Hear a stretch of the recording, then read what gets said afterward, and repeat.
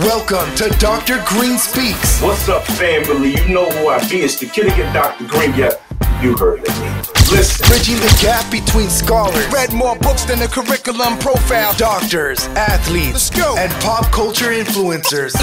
Major show alert. Oh. Ladies and gentlemen, this is it. And now, Dr. Green Speaks.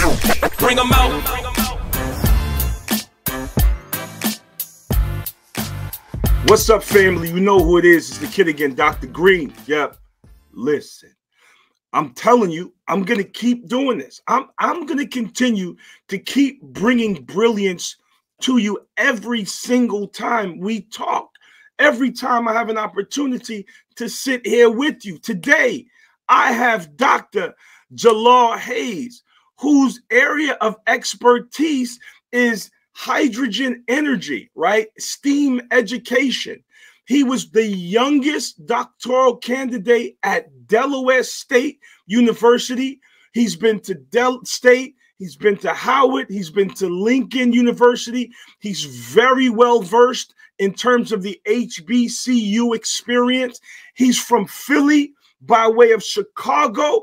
This is my man, Dr. Hayes. What's up, family? How you doing today? I'm doing all right, man. I'm blessed. Thankful to be here. Thankful I got another day to wake up and make an impact in the world one day at a time. How about yourself? Man, I'm here and I'm glad to be here today. I couldn't agree more. I want to let the audience know a little bit about what it is that you do exactly, right? Because there's obviously a dearth of Black men in the STEM fields. So can you tell me a little bit about your area of expertise? Absolutely. So if you're talking about STEM, I'm part of the science field, particularly in the chemistry realm. And if you want to get even deeper, I get into more of applied chemistry, which is I focus on clean energy, specifically hydrogen energy. So what I did was a funnel. So I'm in science, part of that science, I'm chemistry. And then within the chemistry realm, I deal with energy chemistry, particularly dealing with the first element on the periodic table, which is hydrogen. That's what I study. Any and everything about hydrogen production, storage, delivery. That's what I do on the chemical side. Man, that's what's up. So why is that relevant? Help the layman to understand why studying hydrogen is really important. Absolutely. So what people may or may not realize, hydrogen is now on the table for clean energy. It's been passed by the latest bill, the biggest bill, I believe, in history, the Build Back Better plan in regards to the clean energy infrastructure.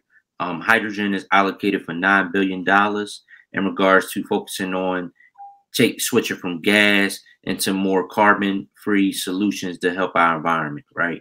So that's one of the key reasons why hydrogen is very important. I started research 10 years ago, literally, 2012, January 3rd, 2012, got into the space until now, where you're probably seeing it is now merging into the marketplace. And so I'm participating in that as well, with turning my research out into building a company to make an impact in that space. Wow. So tell me, where does that begin for you specifically? So obviously you didn't end up just popping up here. Where are you from originally? I'm from North Philadelphia originally. Born in Chicago, raised in Philly all my life. And then from that standpoint, being in Philadelphia, I was fortunate enough to experience, because my parents were both educators. My father was a librarian. My mom is a school teacher. So navigating that particular space, education been part of my life, as well as growing up in the inner city, right? So growing up in the inner city, as well as having education, I learned the duality of both sides. And I was fortunate enough to get into science around when I was 8 years old. And that's what spurred me into getting interested about how things work and on the engineering aspect, science aspect, things of that nature. But then as I navigated throughout that journey, I stumbled upon this guy by the name of Dr. Jesse Wilkins Jr. This was a Black guy born in Chicago, just like B. Chi-Town. Yeah, Chi-Town. But he stayed in Chicago. I moved to Philly. but born in Chicago. Father was part of the United States cabinet. Mother was a school teacher, so he had a commonality. Mom was a school teacher, but he graduated high school at 13 and went to University of Chicago at the age of 13, being the youngest student to ever do it, nicknamed the Negro Genius. And in addition to that, worked on a Manhattan Project under Einstein. So he was like Einstein's protege, a lot of people don't know, which came up with a lot of patents and came up with his own equation, black man. And then finished school, got his PhD by the age, I believe, 21 or 19. The books differ between the 2 years, but he did it very young. And reading about his story, I was like, wow, I hope I can do something like that as well, which spurred my journey 2 years later, age of 15, graduated from high school by way of Northeast Prep, but I went to school at High School Engineering Science, the #1, I believe the #1 premier STEM school in Philadelphia. It wasn't even called STEM back then, I believe. It was just science and engineering school at the time. So going through that, graduated 15 to start my journey at Lincoln University. So that's where the motivation came from to start my own journey in STEM. I learned STEM, like I learned STEM throughout my whole journey. And it was because of the resources. Again, my parents were librarians, right? One was a school, one was an academia and public. We had in the Free Library of Philadelphia, the science weeks. I don't know if they had it in other cities, but we had like 1 week of science where we studied science for 1 week. And they gave me these goggles that I don't know where they at, but those goggles that I have with me to this day say, you know what, this is what I'm gonna use for the rest of my life. Now, my parents had it where I was gonna be a medical doctor, but those science weeks throughout my journey, I said, nah, I think I want to do something in this particular space. And again, at age 15, going to college at Lincoln University, Pennsylvania, the oldest historically black college and university in America, degree granting historically black college and university in America. I went and studied chemistry as well as history because I didn't know. I wanted to be a doctor, but I didn't know if I wanted to do the attorney. I love history, but I also wanted to still pursue a science. So did that for 3 years. Wow, that's amazing. That's amazing. So obviously there's this narrative that science is hard, STEM is hard, math is hard. And they suggest that one of the reasons why there's a dearth of black and brown boys and girls going into STEMs is because it's so difficult. Can you speak to the reality or the myth of the difficulty of STEM that people suggest is inhibiting particular individuals from entering the fields? Absolutely. So I like to say, let's demystify it, right? Because nothing is hard. As long as you put your mind to it, you can get it done. So with STEM, I believe, is not really the hardness of it. It's the way it's taught. So it's all about the STEM pedagogy and how we roll it out, right? So in regards to science is hard, I don't believe it's hard. I believe it's how it's being introduced in the education system. So if it's introduced in a fun way, kids will connect science fun. They will persist even though it is hard. But if you present science in a lot of research jargon, all these big words, but you don't take the time to break down the words or study the vocabulary, then yes, it is going to be hard because the way it's introduced to you, and from as you grow up or as you develop, you start that stigma in science. I'm not going to touch that, or math. I ain't going to do that. But if you introduce it in a way that's applicable to your everyday life, or it's in a fun and engaging way, then it's not going to be hard. So that's what I want to put out there. Demystifying STEM is the way it's introduced.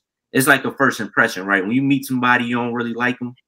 And I mean, you meet them and you see that they very stuck up or uppity or some way. And you be like, I ain't going to deal with them. But it takes time for you to circle back around and get to that person and then really understand why they the way they are. that's how they look. That's how I believe Black and brown individuals look at subjects. So reading can be introduced fun because you can act it out through plays and stuff. Social studies can be fun because you can put yourself in the middle of history. Science in a way, STEM in a way, we have to find a way that is engaging, fun, but also still get the principles across. And those are triple threat that in our pedagogy we have to roll out in order to demystify hardness of STEM for Black and brown people. Man, that's what's up. Now I'm looking at your dissertation title. Now I'm not going to choke and chip a tooth trying to read this in a way that sounds like I know what it is. Yeah. So why don't you tell us about your dissertation? Absolutely. So I say the 6 words, man. I make renewable energy for cause, or I store renewable energy for cause. Right? That's not what that says. I know that's not what that says, but people look at my dissertation, which is I would say, just for those who are trying to figure out what it is or Google it, it's thermodynamic and kinetic studies of alkali-metal dope hydrogen storage materials. I mean, lithium, amide-magnesium hydride hydrogen storage material. Which essentially, I use the system, which is the lithium amide-magnesium hydride storage system, which is a chemical. I use a catalyst, which is based off alkali metals, which is group 1, the one that's on the side of the periodic table. I put it in the system and I study the thermodynamics, which is the flow of heat, and I studied the kinetics, how fast it affects the resorbing of hydrogen release and hydrogen absorption. So that's all I did. I stored it. See, and I think that's beautiful, the way that you can articulate and describe it in a way that the layman can understand. And I think, again, science has been presented as very difficult or very scary. And I think you're exactly right that it's about how it's delivered. You know, our young people are operating under the misnomer that if it's STEM, it's difficult. Let me do something else. And I think the more that we have professors and teachers that are able, like you said, to make it fun, to make it engaging, I think that's one of the key components that will enable us to address this low entrance number as it relates to Black and brown boys and girls. Now in 2018, you were noted as the top influential chemist of the year by the International Association of Top Professionals. Come on, man, that's crazy. How did that happen? And tell me, how did you feel when you received that award? It was exciting. So IOTP, International Association of Top Professionals, I believe they located in New York. Yeah, they located in New York. So I think they looked at my journey. They looked at my name, so I was a scientist. But then when they Googled me, and they saw all the things I've done up to date, that's when they reached out and said, "Why nobody knows about your journey? We gotta really highlight this. Is it all right if I present you with an award?" And I said, "Yeah, that's fine. I appreciate it." So that's where I got the letter saying, "You're invited to become part of the International Association of Top Professionals," and went to a nice dinner off of Fifth Ave. I'm trying to think of the hotel. I can't remember off the top of my head, but it was a nice dinner in New York, and we kicked with a lot of the top people in New York City, and it was very, very it was very cool, you know, being around a lot of successful people around the world and seeing what they're doing in life and having networking and conversation. But one of the things that I gained from it was, you know, I'm just a kid from North Philadelphia at the end of the day. So my humility, that's why I don't really, I guess, broadcast what I do, because I remember where I was at and where I was going since 14 before beginning my journey at 15. And so getting that that award 10 years later at 25, I've realized even though I look like I arrived, I still got work to do, because there are some people that out there that can be inspired by my journey. I don't want to be the only one. I don't want to be the one. Yeah, I'm cool and I'm nice, but you know, I'm a hood guy at the end of the day that want to try to help other people. So I take that into my mindset and say, okay, how can I leverage this to help other people get to where they need to be as well? I'm gonna always be on top, as God showed me I am. But I have to use the power that God gave me in order to leverage and help other people. So no, that's definitely what's up. And I think if we delve a little deeper into what you said in terms of your journey, there's a documentary called Exploding Dreams, a STEM story. And that talks about your journey. Can you tell us a little bit about that documentary? absolutely. So that ties into what I was talking about, helping other people. So the documentary is Exploding Dreams is on my life, from Oxford, PA to Oxford, UK, which is the hashtag we use. Because at 15, I got accepted into Oxford, PA, which is Lincoln University of Pennsylvania, the undergraduate institution that I went to. And at 25, I got accepted to speak at the University of Oxford on clean energy and where the world is going in regards to clean energy. What are the current trends? So my producer at the time, he said, "Hey, let's shoot a." Of course, I shot my journey throughout the time when I met him. He said, "Well, let's turn this into a movie." So we took it from all the way back at 15, what I was doing then, and let's shoot to what led me up to this moment, which was I quote unquote exploded into my dreams and how other people can too, in the world of STEM. And so that's why I said a STEAM story, because I'm showing you visually the arts, what it took for me to get from there to here. And it was a tough journey. I'm not going to say I'm like a lot of the geniuses that are coming out now, very smart individuals. I had to work really extremely hard to get to where I'm at today. And I want to display that journey to give hope to inner city kids to say, hey, you can explode it to your dreams as well if you believe in yourself and you put the work behind it and find that network. Because I'm gonna be real, find that network that's going to take you to places that you dreamt of going. Thank you for sharing. What do you think is one of the most difficult things that you had to deal with along this journey? And I know there's a plethora of ones that you could identify, but tell us about one of the struggles that you had to face and how you overcame that struggle. I could say it off the top of my head, imposter syndrome, man. I had to deal with a triple threat when I walked into the STEM world. Not only I was, of course, Black. Not only I was a male, Black male, but I also was young. So I'm in the room speaking, and this started around in 2013 when I spoke over in Italy. I'm speaking in a room full of people that have been doing this for 20 and 30 years, probably was born into this with background, family engineers, scientists, so on and so forth. And walking into those rooms and really giving my talk and, telling them what I know, how I'm advancing this field and scientific community, so on and so forth, what results scientifically. Stepping down, I had a hard time having conversations with others because there weren't people that looked like me in the room doing what I was doing. So the relatability in terms of culture was very hard throughout my journey. I mean, now I've got life, dealing with life now and kicking in and understand life experiences. But back then it was imposter syndrome. And then even walking into rooms now, still being young, I'm 29 years old.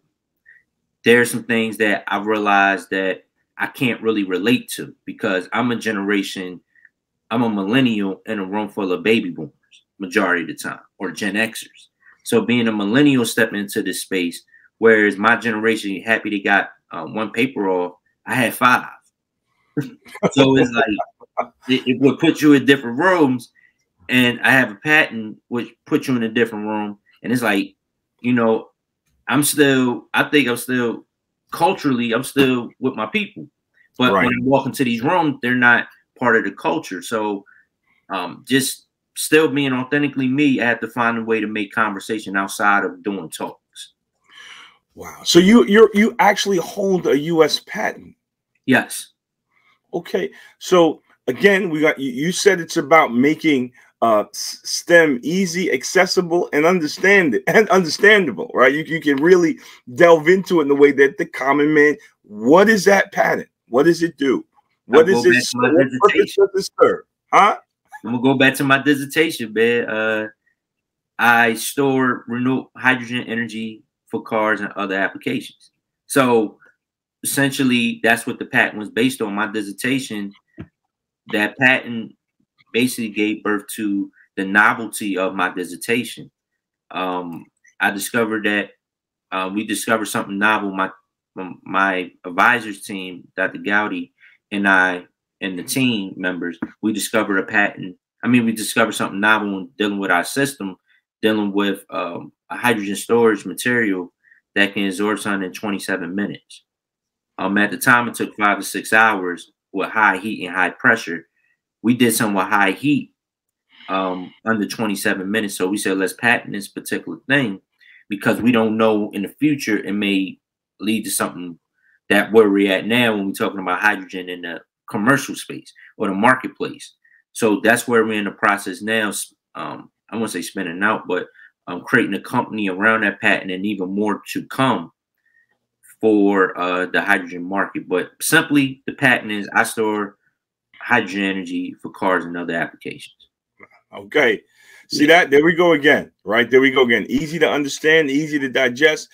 What would you tell young men at this point if they were considering getting into the STEM fields? What advice would you give them that either you wish you had or that you actually had? Absolutely. So Black men or men who are getting into the STEM field, I would just tell them, listen, where do you see yourself? What are you good at, first of all? Let's focus on that, because I don't want you just getting into STEM just because it makes a lot of money. That's what I did, and from there I went to chemistry and found out I loved that. That's how I was able to do the things I was doing. But what are you good at, first of all?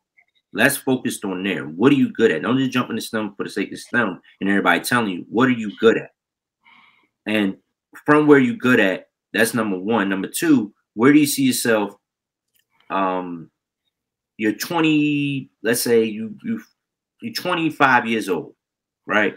25 years old, you're probably 2-3 years in your career. What would that career is? What do you wake up to? What is your daily routine like? You brush your teeth, wash your face, you get something to eat, you go outside. Where are you going at outside?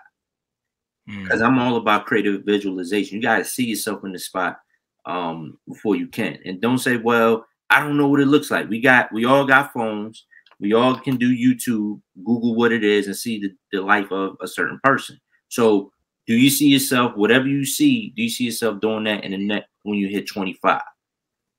And from there, if you do see yourself, whether it's in the science field, the tech field, engineering field, mathematics field, because you got a lot of examples now, do you see yourself doing it? Okay, now let's look at your situation and let's create some steps. I'm glad you asked this question, because I do this with my students all the time. A lot, especially in chemistry. I'm doing with a lot of young ladies. They're not in chemistry for the sake of chemistry. They're in chemistry because they want to create cosmetics or create products and do something entrepreneurial or get into formulations, which is an aspect of chemistry. So that's why I say the second part, what do you see yourself doing? Because there's multiple ways, traditional and non-traditional ways to get into STEM now than never before. I do, if you want to be an expert and be dominating, I do ask you to pursue the traditional route so you can protect your behind and be entrepreneurial. But in regards to, there's some non-traditional routes as well, particularly in the tech space. See yourself doing that, but don't just do it for the sake of money. Do it because you see yourself doing it at the age of 25 or whatever age you choose. And you work yourself backward from there, because when them hard times hit, you will see the visualization that you saw at 25. It will motivate you to keep on going. Yeah, that's what's up. No, it's very, very important for us to be able to see ourselves in those positions before we're able to really track a path that leads to it, right? Because, and that I think goes again back to understanding that this is accessible for everyone. Like it's not this big scary discipline or sets of disciplines that only a very specific, highly talented group of individuals can participate in. If you're willing to put in the work and you're willing to put in the time, everything is possible. And I think that's a beautiful a segue into Del State. In their 130-year history, you were the youngest doctoral candidate ever. It just feels like you really had a jump on this early.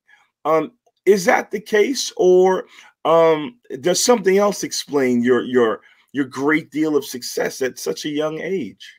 I would say this, and none of this was planned at all. And my father said this in the documentary. It wasn't planned at all.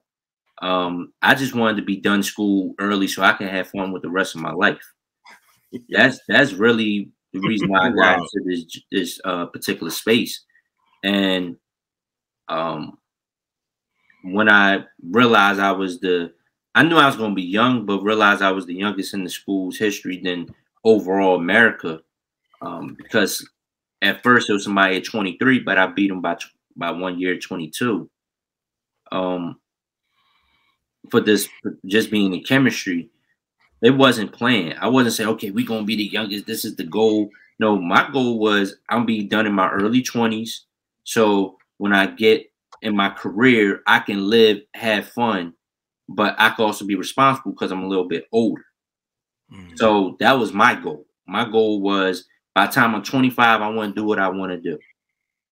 So charting the course of graduating by 22 was just the happenstance. And that's when everybody started catching on to all the stuff. I'm like, I'm thankful for it, but let me get into my career and do what I need to do, because in my mind, yes, it's exciting, and I'm not playing it down at all. It was very exciting. We had big ups to the school, Delaware State University, who's leading the HBCU way because of our president, and also Lincoln University being the oldest in the history, who helped throughout my journey. And also I stopped by Howard a little bit as well, to Mecca. But throughout my journey, that it all just fell into place. A lot of things weren't intentional, but when I got into that particular opportunity, I made it intentional, if that made sense. So getting to Howard, like for example, when I got to Delaware State to work on this, I said, I don't care what I do, I am going to get a patent out of stuff, since it's groundbreaking at the time, right? And we definitely going to get into it. And that's where the patent came, along with 4 papers that I had to publish, according to my advisor. Same thing was happening in my career. I said, now we got to, the biggest goal, or one of the big goals is, okay, now we got to make an impact in at least 300 kids in regards to having a journey similar to me, or they doing what they love in STEM and making it look fly. We're not going to make it look stuffy. We're going to make this thing look fly and cool, because, again, we're going to demystify what STEM looks like. It don't has to be, and no offense to nobody, it don't have to look nerdy and uppity. The next generation, we can make this thing look cool and fly, and we can do this thing with style and still talk our itch. Come on. In them rooms. So I know, because I do it. So it's just like, right. I know it can be done. And I'm just, again, a guy just from North Philadelphia, just trying to make an impact in other people's lives. I just happen to do it in chemistry. That's all. I mean, you I think are one of a person that could is most qualified to be able to speak to this next question. Can you talk about the importance of HBCUs in your life, and as a possible landing spot for young people that are interested in getting into higher ed and getting into this STEM fields? Because obviously we got Lincoln, we got Delaware State, we got Howard. It seems like you touching a whole lot of bases to get to where you are. Can you speak to the HBCU experience and how it impacted your journey specifically? Absolutely. So the HBCU experience, I believe, is like no other. It literally encouraged me to be myself. It don't matter what subject I study. It encouraged me to be myself. Particularly when I went through Lincoln University, it was like a family, because it's a small university. I think it's growing medium size, but when I was there, it was small. It was more family oriented. So, and also I was a legacy. My mother and father, my older brother went there. So it was more family oriented to me, in regards to just everybody looking after each other. We got each other's backs when we studying, especially in the sciences. We're going to look out for one another. We're going to make sure we help each other pass exams, things of that nature, just family oriented. And we just going to have fun while doing it a little bit. Especially, I say a little bit, especially for the STEM side, right? Because we in the lab and studying all day. But when I got to Howard, DC was kind of fun because I was able to do science, but we did science on a level that I'd never seen before, but they made it so practical because, again, I'm dealing with Black and brown individuals on a high level, been doing this, and they made it so, oh, you just do this, this, this, and we just got to use big words to explain what we're doing to the scientific community, because in scientific community, you got to make things very specific, right? And it was Howard. I mean, Howard had a different vibe, different energy. Reminded me a little Philadelphia in a sense. Like Howard was to DC as Temple was to Philly. And that's how I felt. Temple University, because Temple University in North Philadelphia. So when I went to Delaware State, that was more like, okay, this is my university.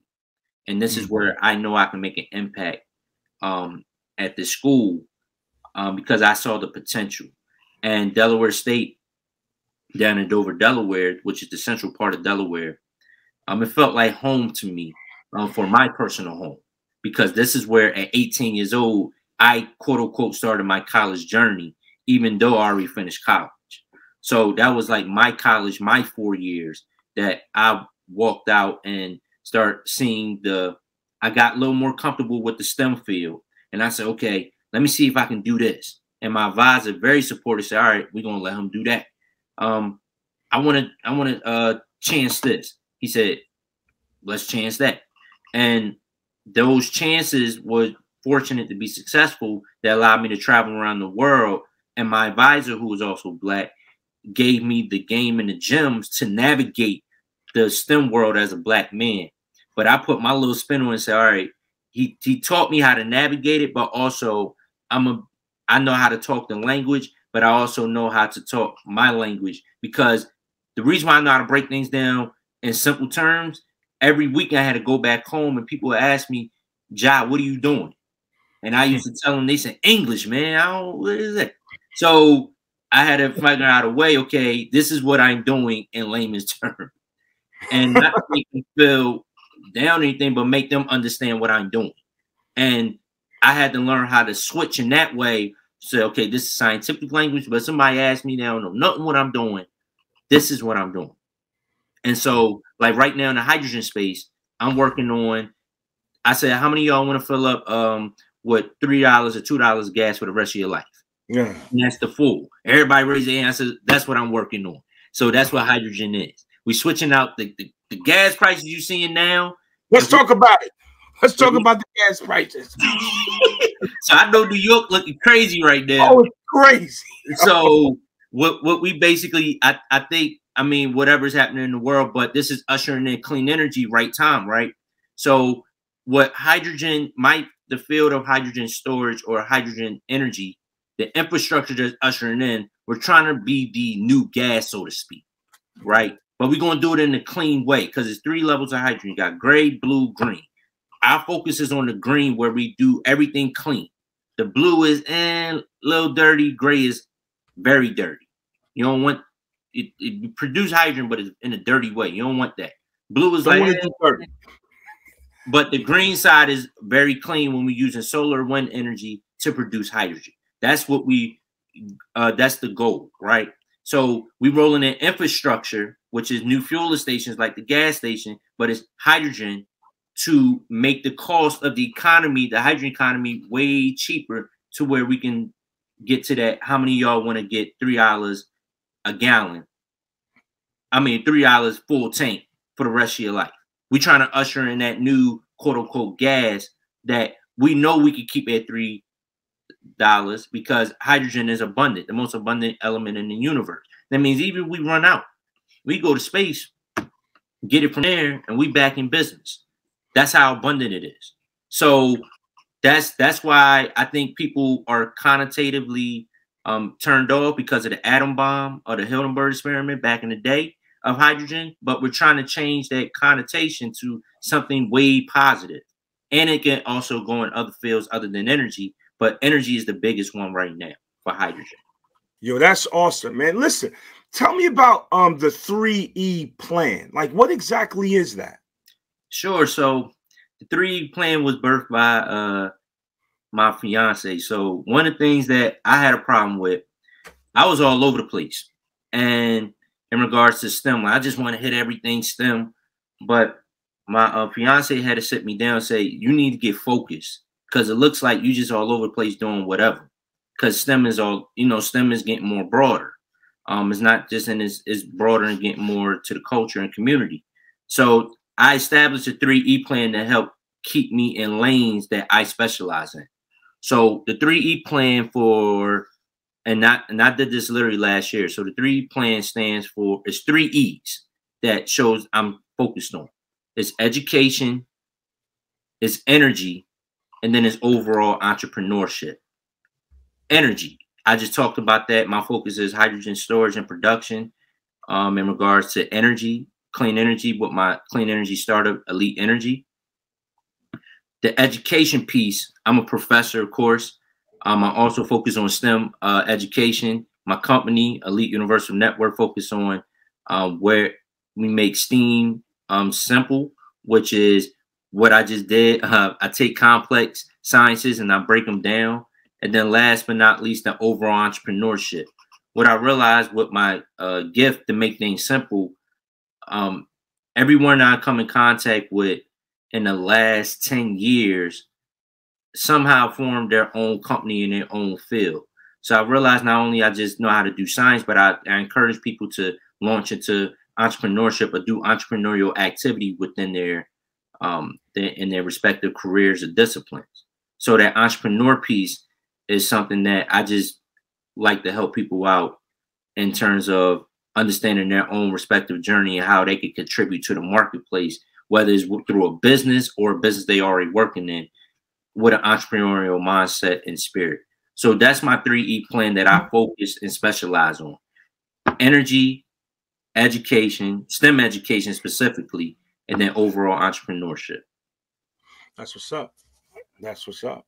Family, listen, we're almost out of time. Can you tell the audience and tell our followers where they can find information about you or find you? Absolutely. So you could go to my website at www.Jalaal Hayes, so DRJALAAL Hayes, HAYES.com. That's my personal website. Or you can follow me on social media platforms. IG is at Dr. J.A. Hayes. That's Dr. DRJAHAYES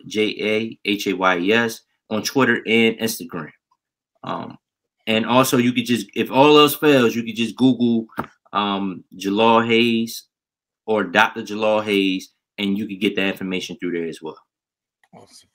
Family, thank you so very much for your time. I appreciate you stopping by and allowing us to benefit from your experience. Again, family, thank you so very much. And I'm looking forward for us to do some work together that, you know, things in the works that the people will find out about later. But thank you so very much for sharing your time with us today. No, thank you for having me, man. I appreciate this time. This is cool. All right. Philly and Brooklyn. Chi-Town too. Right. That's what's up. Okay. Thank you. All right. Man, thank you, I ain't like that game though, man. Why y'all kill I loved it. Listen. We can talk about that off camera. But Brooklyn gave Philly that work. My city looking crazy, man. All right. Take care, family. You too.